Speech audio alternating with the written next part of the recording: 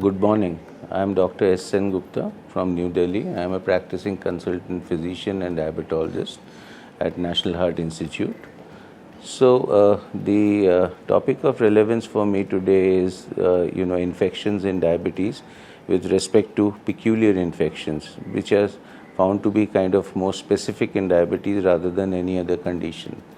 We know that diabetes is an immunocompromised state, as dubbed by the WHO already, and we have the preponderance of general infections, which happen in a diabetic, and they become, they worsen over time, and the prognostication also becomes poor over a period of time, depending upon the extent of control.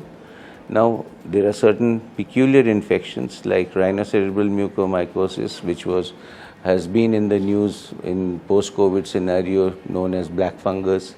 The condition like emphysematous cholecystitis, emphysematous pyelonephritis, specific necrotizing fasciitis, conditions like Fournier's gangrene and melioidosis.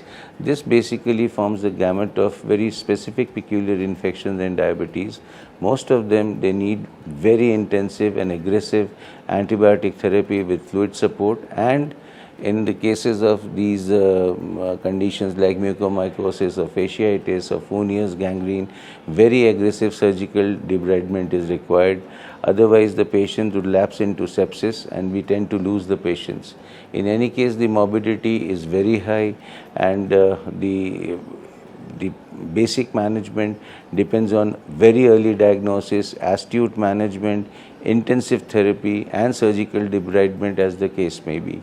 And often when some patient presents to a particular hospital or emergency with any of these conditions and who is not a known diabetic, be very sure that almost 90% of the times plus the patient would turn out to be a diabetic. So this works both ways.